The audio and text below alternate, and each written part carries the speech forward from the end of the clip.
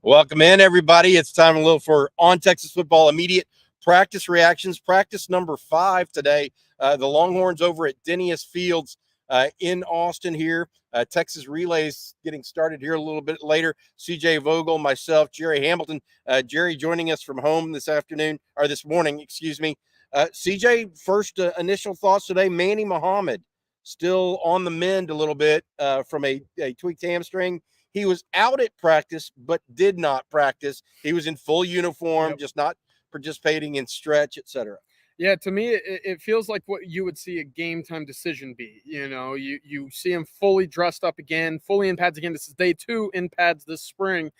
He went out to the stretch lines, gave it a little bit of a go, but like we saw on Monday, the minute that stretch concluded, he went back with the trainers and did not participate further in practice. So Sarkisian said he expects him back this week. We didn't see him today for very long. Friday, perhaps a different story. Of course, we will not be there. There is no media availability on Friday, but perhaps a return there for Manny Muhammad. Yeah, it should be. It's interesting. Steve Sarkisian will go immediately after this. We'll go to his press conference when practice ends. He's got a lot of, it's just so much talent on there. One of the positions I took particular interest in today, defensive line, defensive end, and linebackers, as well as the secondary. My first extended look really at the edge position. And I got to tell you, one young player really looked good that I wasn't necessarily expecting, and that was Colton Vossick. Yep. Young man out of Austin Westlake participating. Colin Simmons looks terrific. Zeno Umeozulu looks terrific as well. I think that they're going to be really, really in good shape at edge. Trey Moore there as well. There's some DB drills y'all see and quick passes. That's Isaiah Bond there on the recovery. Then Ryan Niblett is up next here. You see a lot of different drills like this early in practice for the Longhorns. CJ, your thoughts on what you saw or particular positions you looked at? Yeah, I wanted to double down on Vossick because, again, he wasn't entirely healthy last year. Saturday, a little bit of a scare, if you will, spending time with the training staff instead of on the field during the live portion of the practice. Bobby, I was with you, actually, whenever the edges were kind of going through their hand placement on the ball, get around the edge as well. He looks good. He looks healthy. He looks strong. He looks fast. And I think that's exactly what you want with his size and his length off the edge. Really encouraging there to see him back on the field healthy. I spent a lot of time with the tight ends. I wanted to get an idea of how comfortable Jeff Banks was around, Gunnar Helm, Amari Niblack, who else in that group was making noise. In the single pad kind of ball get off explosion block drill where you explode into the block or into the bag.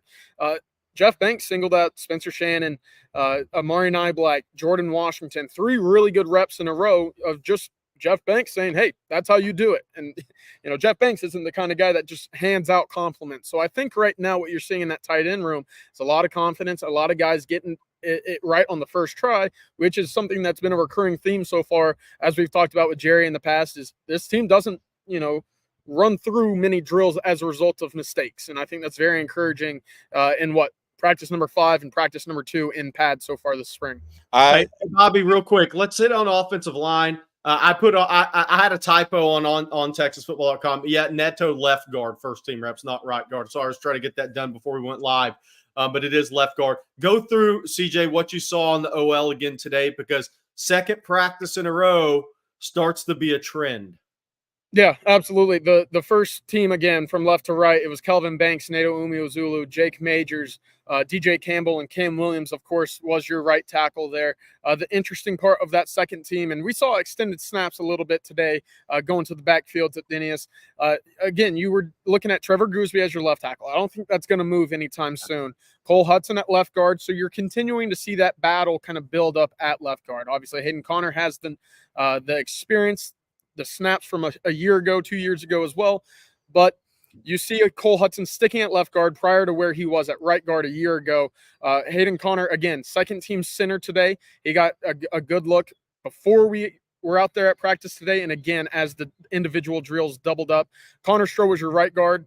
And it was Andre Kojo at right tackle. Him and Jaden Chapman going a little bit back and forth with that second team with Brandon Baker filling in at that third team unit.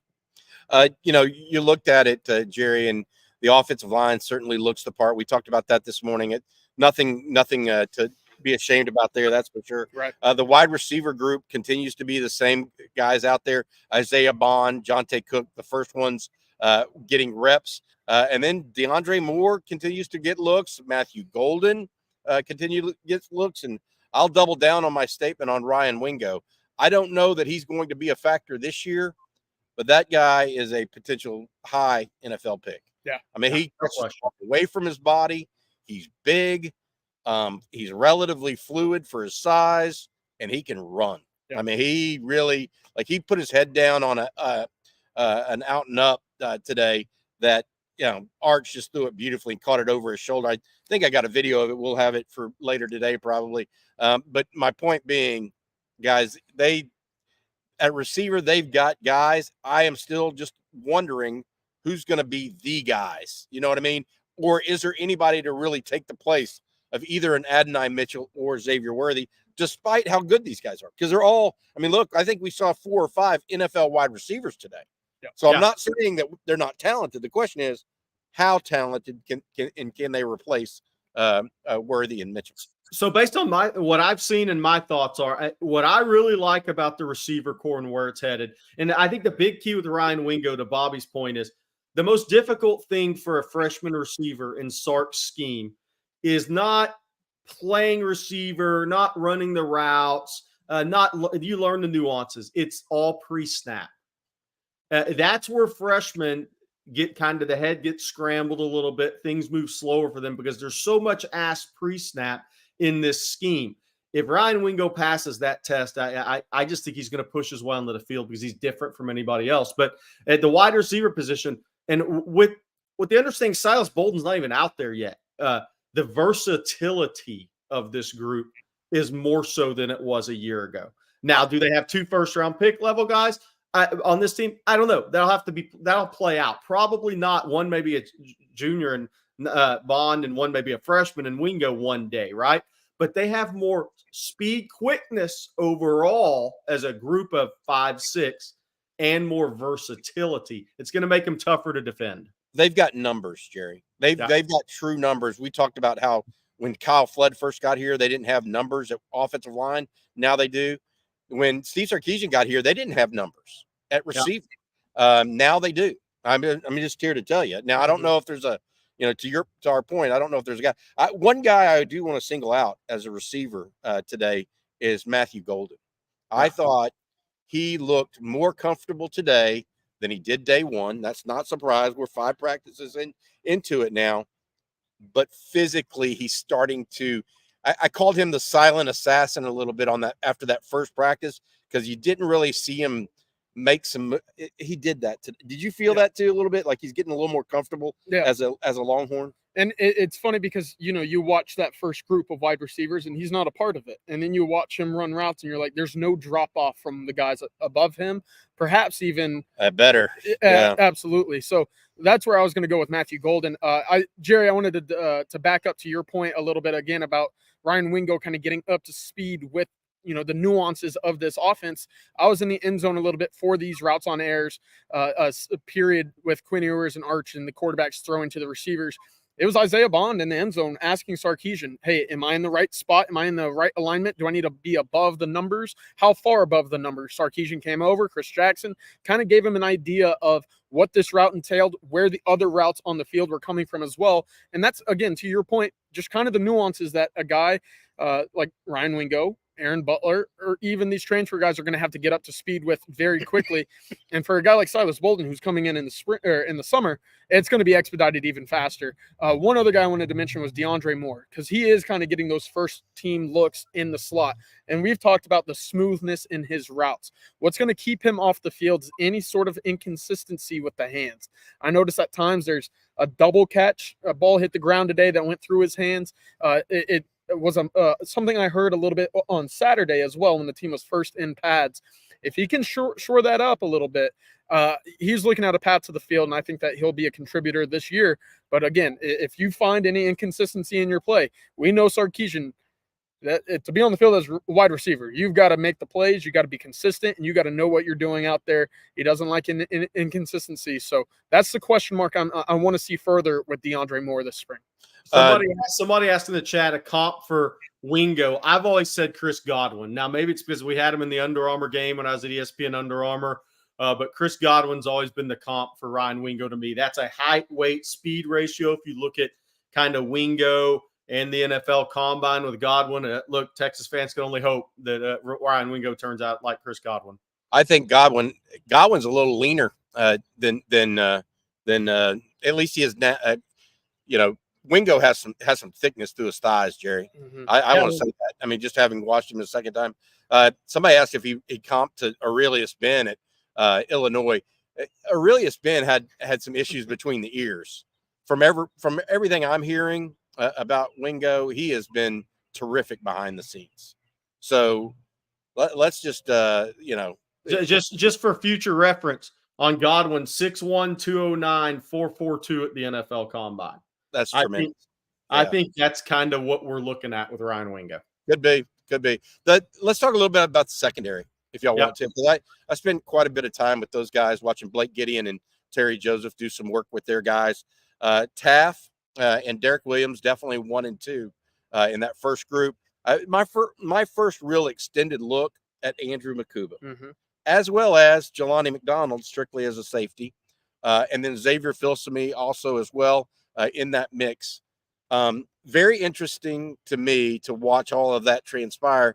Look, there is no better person, no better looking dude in a Texas uniform than Jelani McDonald. So, I mean, when you talk about first off the bus, he might be one, even though he's a safety, because he does not, I mean, he just looks like, I mean, if you were drawing a guy up, he looks more natural in drills, in my opinion, than he did a year ago. That's a great sign because he was playing a little bit different spot a year ago, right? At nickel and even some at corner. I feel like he's getting a feel for that. I think he's going to end up being a guy. I would add, Jerry, that Xavier Filsaime continues to be a little bit of a go-getter. So does Jordan Johnson-Rubel. The safety group as a whole and the room as a whole, again, it sounds like a broken record, but improving substantially. At corner, very interesting. So early in workouts, it's very weird to see Jahdae Barron, by the way, wearing number 7. I don't know if people don't realize that Barron took the number of Michael Huff and is going to wear that for his senior year. Hopeful for the Thorpe, obviously, as well. But he is working out. The nickels and the corners work out together early in practice. So they take reps together. Jahdae Barron, Austin Jordan, Jalen Gilbo. I got a chance to see first time I've really got a real look at Wardell Mack today, right? He looked good. Wardell Mack has long arms. And Jerry, you know what? You went to see him in high school. You know exactly what I'm talking about. But even out here among a group of fairly long arm defensive backs, Wardell Mack has long arms, right? So it's all relative. And so that was good. They all look quick. I got some tape of that. And I would just say that Gavin Holmes was in place of Manny Muhammad with the first team. So that would be the first thing, right? Out of my mouth. Terrence Brooks continues to look like he's gaining some the weight in the right place without losing his quickness or speed. One of the things I worry about with guys like that who start bouncing up is whether or not they lose some speed in the process, but he does not look like he is right now. So look, my thoughts on the secondary, probably the most talented secondary Texas has had since 14, 13, that kind of category. More talented, or as talented, surely, as Caden Stearns, Deshaun Elliott, PJ Locke, and those guys. They've got 6 or 7 defensive backs. Now, not all starters. They're going to be NFL players for sure. Well, I wanted to mention on Jelani McDonald. We were talking about it after you had to go on Coffee and Football this morning. For the fans that didn't really follow his high school career, this is the first time he's concentrated on a singular position in his life since high school. So look, there's a development curve with these smaller school guys that play quarterback, wide receiver, safety, whatever they need to for a team, and then go play basketball. look, the last year was a big development year for him, just concentrating and learning at the defensive back position. So to what Bobby's point, it won't be a surprise if we don't hear a lot more about Jelani McDonald through this spring, because he's going to be a more comfortable player now. And it leads into AJJ _ sports. What his comment is, I'm surprised we aren't hearing more about Kobe Black. I think it's the same thing. He has the father played for Bill Snyder at K-State. Brother's obviously a very good corner at Oklahoma State. They'll have a career in football on some level. XFL, NFL, that remains to be seen, right? But Kobe Black still played safety last year, played corner before, played jack of all trades, whatever they needed to him on offense, right? This is still a big learning year for him, because when you concentrate on one singular position for the first time truly over a course of time, that is a developmental year for you. And then year two, you're so much more comfortable and look like a different player. I've got to add this. Kobe Black was running second team. Yeah. With Manny Muhammad out. So he is, I didn't mention him. I should have. Physically, you know what? I mean, he's gonna be one of those guys, Jerry, that sheds pounds during workouts. Yes. You know, he has that body type. More cut. Yes. You know what I mean? Mm-hmm. He's gonna lose weight is what's gonna happen with him. Because the reality physically, guys, he doesn't look like a guy that's lifted much in his life. He looks like a state of Florida kid to me that comes from the small schools in the state of Florida. And it's because he's a small school guy that played multiple sports all year round. At the Under Armour game, CJ, I commented, I was like, that guy physically is going to look totally different a year from now. He didn't look like physically like the kids that come out of Duncanville or places like that, right? He has a longer way to go. He has a longer runway physically than most. Yeah, it's funny, going back to the game that I got to see Waco Connolly play against Salado a few years ago, when it was Jelani McDonald and Kobe Black sharing the field together with one another.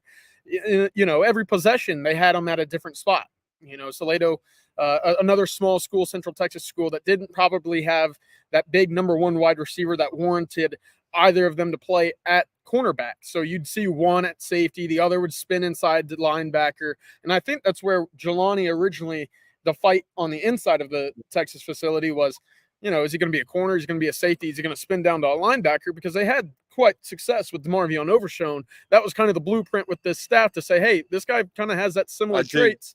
Why not try it again? But hey, when Jeff Choate takes the head coaching job elsewhere, now you're sitting in the room with your Blake Gideon saying, no, he's coming up to me, and we're going to make him look like quite the athlete. I'll be honest, he would look the part at receiver. Yeah. Oh, yeah. I mean, he's got that. But back to Kobe Black, and then I want to say, so you mentioned Duncanville, so I need to talk about Colin Simmons a little bit. It was also my first prolonged look at Colin Simmons today. Kobe Black has, when I first saw him a week ago Tuesday, I thought that he was a little out of shape for being a young guy. I didn't feel that today, actually. And that's what I meant by, I think he's going to get his body is going to morph differently than maybe I thought it would first time out. That's number one. Second thing, let's talk about Colin Simmons, because I mentioned Colton Vosick earlier looking good. Colin Simmons has some long arms. Yes. I mean, my goodness. I mean, he may only be 6'2.5", 6'3". He's got arms the length of everybody out there, including Baron Sorrell. I guess, Zeno Miyazulu has huge long arms too. But all in all, very interesting. I like the way Colin Simmons looked today. He looked like he was practicing hard, by the way. Yep. Which is something that, you always worry about with a five-star guy that's got a lot of accolades coming in. He practiced very hard. Another guy that I would say looked really good, that's a young guy, is that defensive tackle is Alex January. There's Colin right there. I mean, he's scratching his kneecaps. Yes. those are some arms right there, guys. Long. He looks he looks thick there. He's a little thinner in person. I think the picture may be adding a little weight there to me. But I was going to say, what's interesting about his arms is they're not super wiry. Right. He's when you say he's added 20 pounds from December to now, a lot of that's in his upper body, which is, certainly encouraging. And of course, the twitch is not going to disappear as well. You're watching him on the BGO drills as well. I mean, him and Trey Moore, I would say, are the two guys that you watch and say, all right, like that's where they get their sacks, their pressures. It's from the get off, and I think that's where they beat a lot of tackles and tight ends. Very, very interesting. You would pick Colin Simmons out of a lineup. Physically, you would not pick Trey Moore out of a lineup. No, correct. You just would not. And then he starts running the drills, and then you're like, oh, okay. I mean, Bobby, it's so similar. It's so similar, him and Byron Murphy. And I'm not saying Trey's going to be a first-round pick, but to your point, when Byron Murphy showed up at Texas, he's 6 foot 285. He's not the guy you're going to look at and say, oh, there's the guy. That's not him. But he ended up being the guy. And he doesn't have the longest arms, right? Byron Murphy's not the tallest guy. He's not the first guy off the bus amongst the D linemen. He ended up being that way with physical development. But those guys are very similar in that regard. Yeah. Quarterbacks, might as well talk about them. Texas has two good ones. It was another good day to me. I thought there was a throw or two. Arch that got away from Arch a little bit. Again, a little wet out here. It's very cold as well. I don't know about you, but very cold is relative. It's in the 50s. There's a reason I'm in my room. Yeah. We don't see sleeves too often, and Colin just showed up in sleeves. He wasn't the only one out there wearing the long undersleeves, but good day throwing the ball. Again, to your point about Quinn Ewers, of just the deep ball looking. They're getting it out quicker, CJ. It looks good. And I think that there's more of a rhythm, which is a bit of a surprise to me because you're working with a brand new slate of pass catchers. Yes. But when you watch Quinn Ewers line up with a Jonte Cook or an Isaiah Bond or even a Matthew Golden, I mean, it just feels like it's a drop 2 steps and then that ball's out. Whereas years past, Quinn might have tried to use that big arm to make up for that ball getting out a little bit later. So it was encouraging me. I watched Isaiah Bond catch balls right in stride all morning today. Really encouraging as well. Trey Owens, a good day as well. My question with Trey Owens and where I think his development will go is when it's not a 1, 2, 3 go kind of situation in the drop back. Will he still be able to find the pockets? Will he still be able to get the ball into, tight windows? Because whenever you give him a 1 or 3 step drop and ask him to hit a guy on an out route or an in or a dig or whatever, he's doing it. He looks good. He's got a gun. Yeah. They've got 3 pro arms back there right now. There's no doubt in my mind. Whether or not Trey Owens develops into a pro football player is a different story. I will add this. The other thing I like, the deep ball today, boy, when they ran that out and up and the receiver literally put their head down to start running and accelerating through it, the ball was out. You can't react to that. Yes. They are it's not, and I would say, the focus being on Quinn, since he's the guy that's done it so much with the deep balls for Texas. I would add to you and tell you that my feeling is that it's Quinn and Arch that right now are understanding how to throw the deep ball better. Yeah. I really fundamentally believe that. And the reason I believe that is because I sat there and watched it. I mean, I couldn't have told, I've been highly disappointed with the deep ball. Every Texas fan has. Not highly as relative whenever you watch them throw 2 against Alabama and Bryant Denny like I did. But my point being is, the idea that that's not going to be a bigger part of the offense going forward. It is. I mean, they've got it. I mean, both Ewers and Arch are going to be able to throw the deep ball for a long period of time. They're maybe it just took the guys longer. I don't know what it is, but it's there now. Yep. And what does that mean for this offense? I don't know. I want to add one piece of that is I think it's going to be Amari Nyblack. I saw some things from him today in the passing game that are just different. I love Gunnar Helm.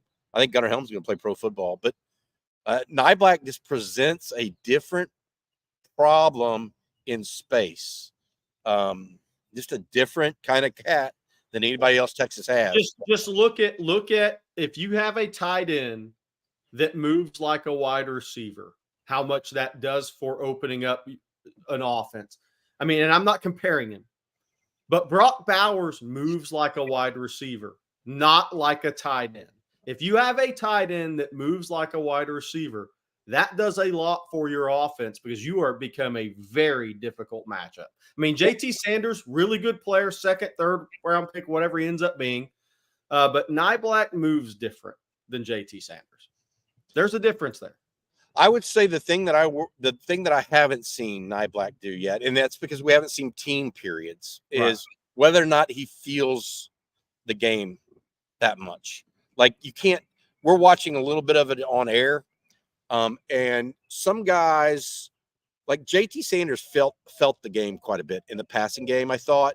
And he even did that in practices. He did that at the pro day last week, Jerry. I worry about that from Niblack until I see it because I haven't seen it yet. Whether or not like Travis Kelce, for example, it's not so much that he's got all world hands or all world speed or whatever. It's that he feels the passing game. He feels himself open. I haven't seen that yet. I have seen that from JT Sanders at times. Mm-hmm. Like he sat in a zone on that fourth down play against Kansas State and gave Malik Murphy a great target. I haven't seen that from Niblack. And so until I see that, I don't want to proclaim him the answer. And I don't know that yet. We just don't know. The other thing I wanted to add with Niblack, while he's moving his way up the depth chart, when you see him in those team situations, all of those routes that you see him run in routes on air or in these early throwing sessions is with Quinn Ewers. That is who is feeding him the football. It's rather interesting the way that they have it. Obviously, Gunnar Helm will go first with Quinn Ewers. You'll see Juan Davis fit in second with Arch, and then Spencer Shannon with Trey Owens. And then the quarterbacks will circle back again. So it'll be Amari Niblack with Quinn Ewers, and it'll be Jordan Washington again with Arch Manning to kind of wrap things up and move to the opposite side of the ball. It's how you expect, but it is noteworthy that the guy throwing the football to Amari Niblack is Quinn Ewers. And so, yeah, that's a great point, and a very nuanced point that you picked up on that. But no doubt, impressive. Hey, the other thing that I would grab, we talked about Jordan Washington quite a bit. I feel like he's going to be long-term going to be a real guy for him. He's still like we talked about, he's going to still need another, not another year, but he just needs time in the weight room to be a full-time football player. Yeah. But yeah, he's talented. Here's a couple of the running backs, a couple of the wide receivers. This is the deep ball to Isaiah Bond. Again, it was like that all day. And I would say even that throw there might not have been the best, but I mean, from where we saw it a few years ago, even last year, it feels like an improvement. It feels like the confidence is there. Consistency above everything else. I've seen a lot more of that from Quinn. Yeah, I want to say this on Quinn, though, but having watched him a lot in high school, his deep ball numbers, in between the numbers, has always been high end, extremely high end. Just go back and watch his South Lake tape. That's never been a deep ball issue at all for Quinn. It's been along the right, especially right sideline. That's been that's been the one that's been tougher for him from an accuracy standpoint. But inside the numbers, he's always been really good deep ball there. That is Colin Simmons 11 and 31 is going to be Trey Moore. Yeah. So when you saw those two go up against each other, and this is Barron Sorrell versus Justice Finkley. Look how much bigger Barron Sorrell looks than Justice Finkley in this tape. Look how low Barron Sorrell got on that, by the way. Oh, I know. He's strong. He's done nothing but improve. Like, if you want to talk about guys that, if you put a gold star on development, you got to be kidding me. I mean, he is absolutely a guy. Hey, run this back one more time, Matthew, when you get a chance. I want to point out something here. Young player. Okay. Young player versus experienced player. Watch Barron Sorrell, how low he gets, okay, on this drill. And then watch Colin Simmons as a younger player right after that. And Colin Simmons has more natural bend probably than Barron Sorrell. But look at the bend for the experienced player that's really strong, been a program. Now watch Colin. Look at the difference. Not as low. Wait, see, that's where guys, that's what they learn at the college level. Barron Sorrell low. Look at that. Ass above the shoulders. Colin Simmons was shoulder above the butt there. Just that's the part of the development that's going to take a Colin Simmons from 5-star prospect to potential first-round draft pick. Yeah.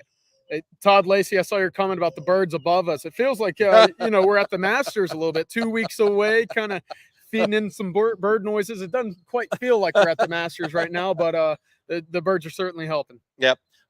Guys, any other thoughts we have for today before we close it down? The special edition of On Texas Hey, look, I Football. haven't heard anything about punter. Come on, what did Ian Ratliff look like today? Because punting on a cold. Hey, let me say who these guys are here. So 21 was Phil Samee, 23 Jordan Rebel. The next guy up is Derek Williams. Just so people get a feel for that. Michael Taff up next. You can see here. Who's he going? Is that against Andrew Makuba? Yeah. So just to give you guys a sense of everything that's going on in Austin this week, it looks it's very, very promising. I think here. I think that the talking to some people off camera, etc. I think they just feel really good about where they have the football team and the football program generally right now, and they have every reason to, because I'm telling you, some of that footage we just showed you guys. It doesn't lie. Right. You know, what are they? The film don't lie. Is that right? The eye in the sky don't lie. Yeah. And so I think overall that it's just the same. I've given this speech more than once. Anything that is just interesting. Yeah. And it will be, as you know, these practices keep going. One final thought for me would just be that offensive line. You know, do you see it switch up at left tackle or left guard? What kind of job security does Jake Majors have? I think we all expect him to be that guy, but you're adding another guy with a lot of experience to that center position. Is there a shakeup? Does he move over to right tackle, give Cam Williams some run as well? That'll be interesting because, again, now that we've seen it 2 days in a row, it's starting to become a trend a little bit. One day, a one-off is no longer the situation that we're looking at left guard in my eyes. So what kind of switch up, movement do we continue to see at that offensive line spot for Kyle Flood? I did look at linebackers a lot today. First guys up, Benda and Hill, followed by Blacksher, LaFau. Gillette was in that mix. Blackwell was in that mix as well. So that's the 6 as of right now. I think Samaje Burrell is looking better. I don't know if he's going to make it into that group or not. That's where it's at right now. We'll have to wait and see. All right. I think that'll do it for today's special edition of On Texas Football Practice Edition reactions. For Jerry Hamilton and CJ Vogel, I'm Bobby Burton. Thank you all for watching. And we'll have more for the state of the program after Steve Sarkisian's press conference. We're going to go be able to ask Coach Sarkisian some questions, and then get back to you with more later today. For Jerry, CJ, I'm Bobby, and hook 'em. Thanks also to our producer, Matt Hutchison. Always, Matthew. Great job.